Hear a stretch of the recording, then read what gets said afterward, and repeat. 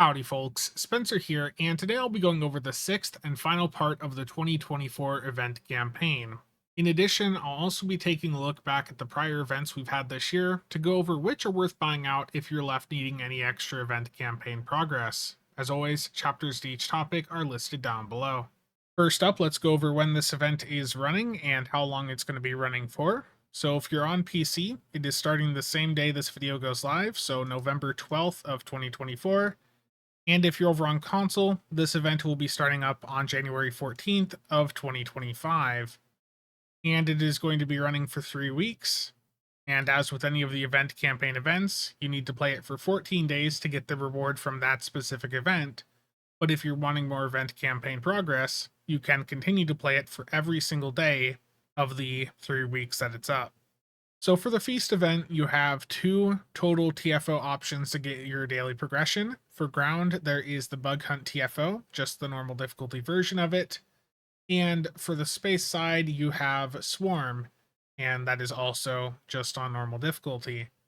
Now, I think the reason they consistently do Swarm as the final event for the year-long event campaign is because it comes right after the Gamma recruitment event. And one of the tasks that Gamma recruits have is to do the Swarm TFO. So this is just making sure that those players looking to get that task done have a very good opportunity to do so. Now, for your daily progression, I would recommend doing the Swarm Space TFO, especially if you have an Endarian Defender that typically will get you through it quite easily. And with it being on normal difficulty, it's really not that difficult of a TFO. Now, it is important to note that with your daily progress, you're getting your 50 event campaign progress also each day that you do this event, including after you have completed the actual 14 days required for the event itself. And it's not actually on a day timer, it is on a 20-hour timer. So if you need to squeeze a bit more event campaign progress in, it is possible to do so if you set a timer to it. And if you're not interested in playing the event, there is, of course, a Zen buyout. The Zen buyout is going to cost you 2,500 Zen, and for each day of participation you have, that will reduce the cost of the buyout. And upon completing the Feast event, you're going to earn the Macrovirus Array Universal Kit module as an account-wide unlock. We'll take a closer look at that here in a moment. Then you're going to get 3 featured TFO reward boxes. These are just a one-time claim. And same for the dilithium. You're going to get 25,000 dilithium ore.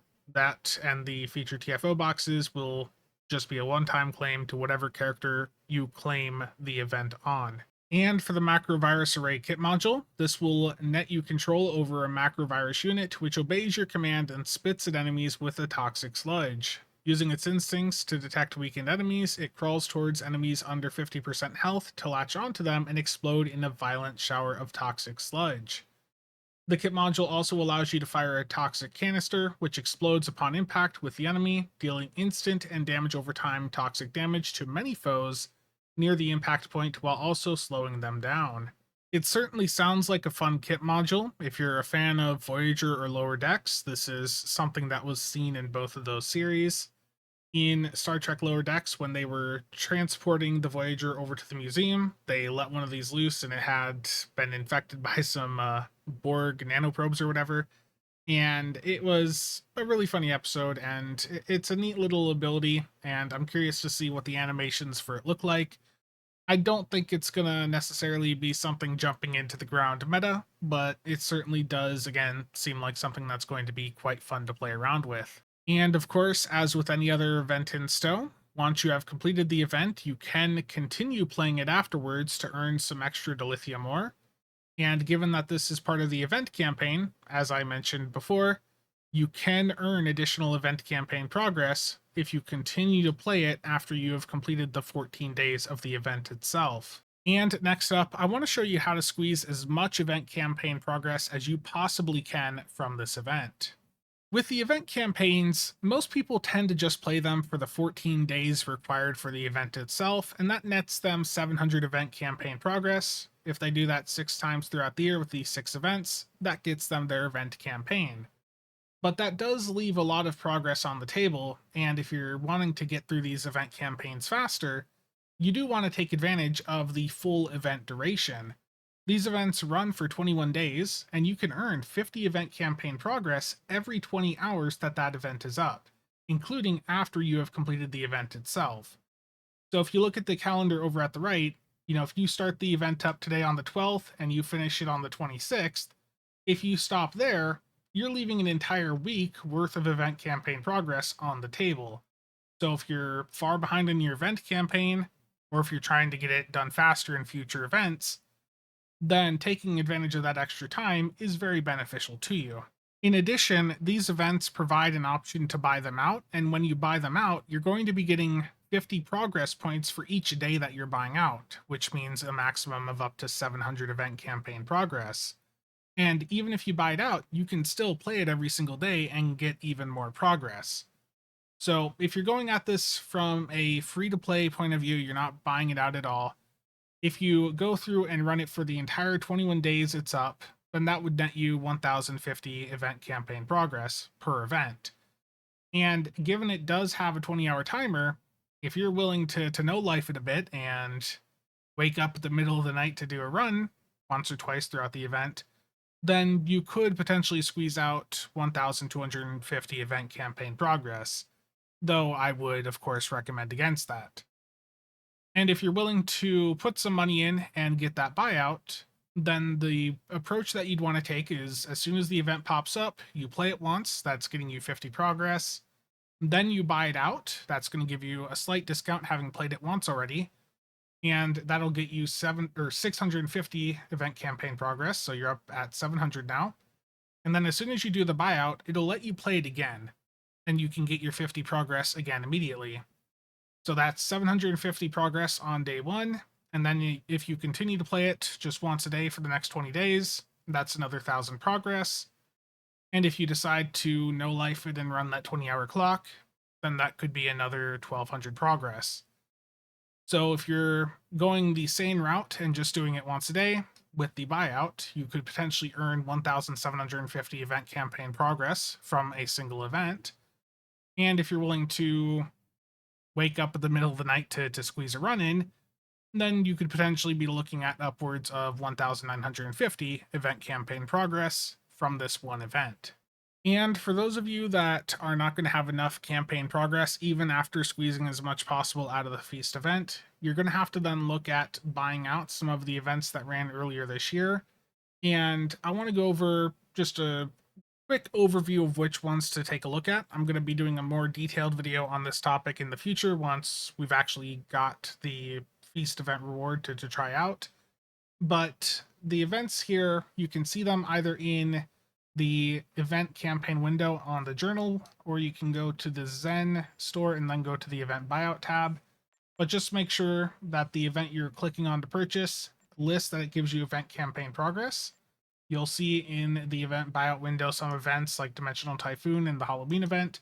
If you take a look at their description, you'll see that they don't say anything about the event campaign. So make sure that the event you're buying out list the event campaign in its description. So the first event for the event campaign 6 that ran in 2024 was the Pavo event.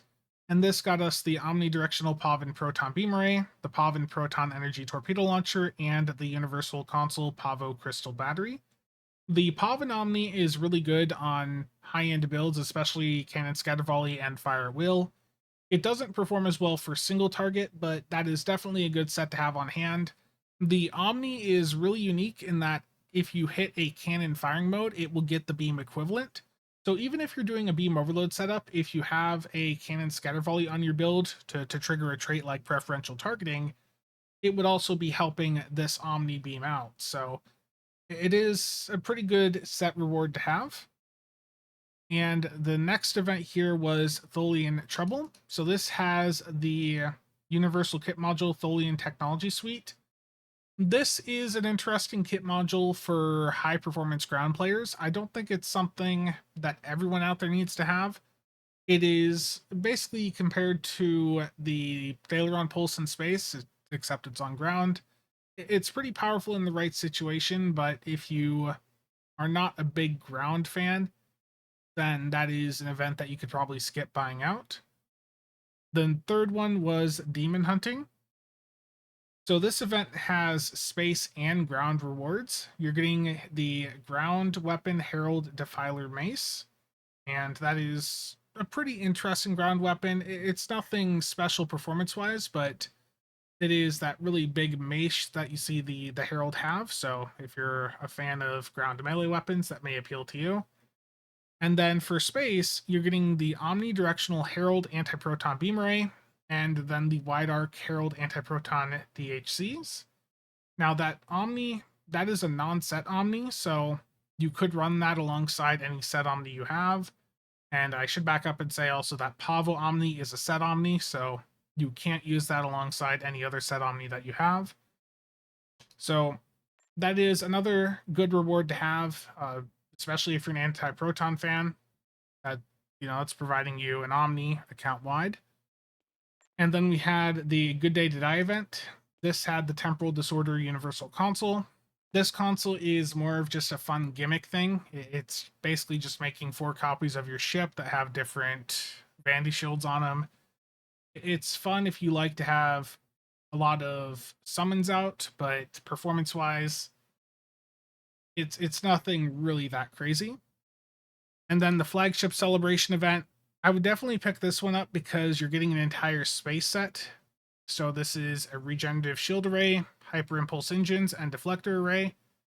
It's not the best for every playstyle, but there are certainly situations where this 3-piece can be very beneficial.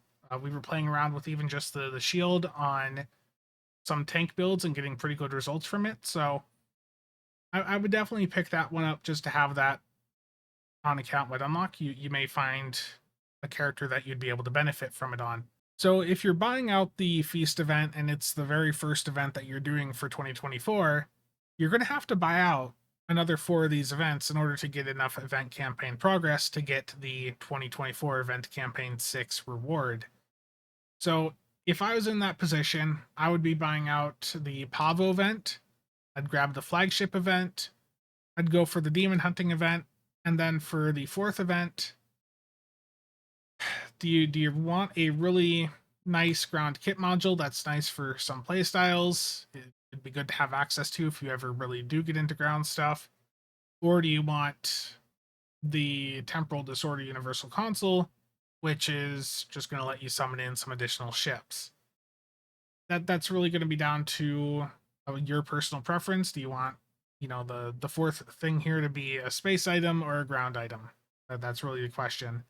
And that's going to be it for today. As always, thank you to all channel members and viewers for the continued support. See you guys around.